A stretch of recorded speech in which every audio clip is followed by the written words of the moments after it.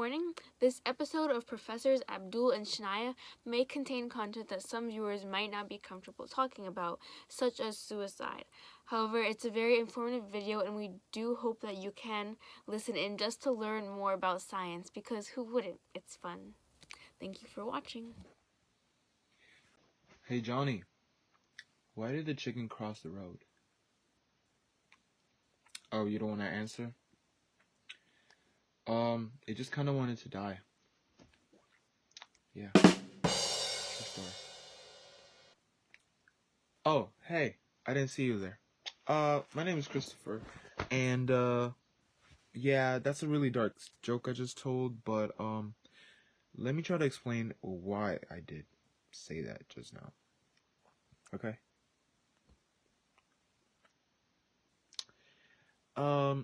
Today we'll be discussing something that many people are not aware about, something that people might be curious about, something that is kind of taboo, but let's discuss it anyway for the heck of it, Let's talk about animal suicide. So, you guys know that as humans, we are also considered animals, right?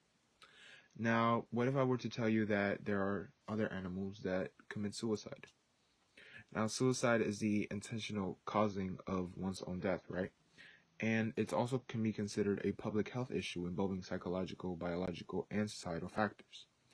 Now, statistics have shown that there has been an increased percentage of suicides from 1999 to 2014, and maybe even higher now. But before it was 24%, and from a population of 100,000, 13 people were predicted to die. Now that's just statistics, but we're not going to discuss the reasons for why humans commit suicide. We're going to talk about why other animals would do it. Is it any different? Is it any better? Like, let's find out, shall we? Hi, my name is Sophia, and I'm a student that has a question for Professors Abdul and Shania. Recently, I've heard about the phenomenon of animal suicides, and I've been wondering how that really works in the animal kingdom. I know that human suicide is an occurrence that we know more about, but I was wondering if you could explain more about certain animal suicide phenomenons, and I have some examples that you might want to look at. For my examples and questions, we'll be referring to my big book of knowledge to look at some examples of these animal suicides that I found and want to ask you about myself. Our first example has to do with the animals called lemmings. These are animals that live in the tundras of North America and Northern Europe. And as the population of these animals grow, they tend to go in masses towards the coast, even though they live in the mountains. And they often run off of cliffs, they swim until they drown, and they march forward without even dodging obstacles, purposely killing themselves in the process. So what do you think could be the cause of this? Hello, my name is Dr. A, and alongside me is my longtime partner, Dr. Dustin, and we're both specialists in animal biology, and we're here to talk to you a little bit more about animal suicide behavior. So science has taught us one thing, that animals can suffer from mental health issues in the same way that humans do. They can feel depressed and they can also feel stressed. However, the definition that I'd like to use for today is the one that the Center for Disease Control uses for suicide, so that we can better understand animal suicide behavior. CDC states that when people direct violence at themselves with the intent to end their lives and they die as a result of their actions, that is what suicide is. So animal suicide is a reference to any kind of self-destructive behavior. So we call it suicide in that they kill themselves, but using this CDC definition, it can't be suicide because animals don't make the conscientious effort to kill themselves. So, in every instance that it appears that an animal kills themselves, there's always a reasonable explanation. For example, when a dog dies after its master's death from not eating because it refuses to get food from somewhere else, it's simply a disruption in the social tie, and the dog doesn't know that if it stops eating that it will no longer be alive. It simply just wants to receive food only from its master. So the dog itself is not making a conscious decision to die, and it it appears that this is more instinctual than emotional and intentional, unlike in humans. We know that in humans, when they commit suicide, they know that once they die, they're ending all these social ties and they won't be able to see anyone anymore. However, animals don't have this same understanding. And so are they really engaging in suicidal behavior if they lack that intention?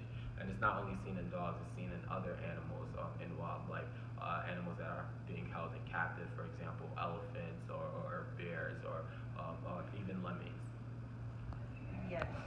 So, as an example, with like elephants, there are instances where elephants will be captured, and in order to not feel the immediate pain of being captured and tortured, they will step on their own trunks in order to, not feel this immediate pain from the elephant capturers. Can you hold my dog, please? Okay. And now I'm going to give you some type of discreditation towards the myth of how lemmings kill themselves, because commonly people think that because they see videos of lemmings jumping off of cliffs that they're killing themselves, when this is actually extremely inaccurate, because many of times, well, all of the times, these lemmings are jumping off of these cliffs into the nearest bodies of water, and they're capable of swimming. So when they are jumping off of these cliffs into water, more lemmings are dying from, predators in the water and predators on land than lemmings that actually drown when they jump off of the cliffs. And a lot of times they're not jumping because, they want to end it all. They're jumping because they have depleted the food sources that they have in a certain area. So they move together, and they jump off the cliffs into the water, and they swim to another place, and they find more food and more land, and they live there for a really long time, and then they do it again.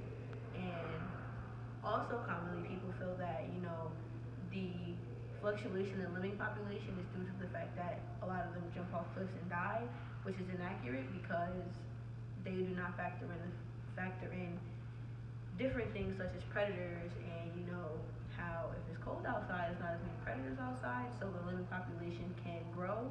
But in summertime, when the big predators come back out and they start eating the lemmings, then consequently the population will again decrease. So it is really a big myth about how lemmings kill themselves, because they don't. Because one, they can swim, so when they're jumping off these cliffs, they're not dying. And two, they really probably have intentions of going to get more food and surviving than actually jumping off a cliff and killing themselves, because like my partner said, they probably cannot make that conscious decision to end it all because they don't have any more food. Yeah, agreeably, animals have become more complex, but there's still a little bit of doubt around that suicidal thought of animals trying to intentionally end their lives. So we hope that this helps you a little bit in understanding what animal suicide appears to be, and we hope that you have a nice day. Thank you. For more questions about any science ideas that you might have, contact Professors Abdul and Shania at gmail.com or find them on Instagram, Twitter, YouTube, and Snapchat. Thank you so much for watching.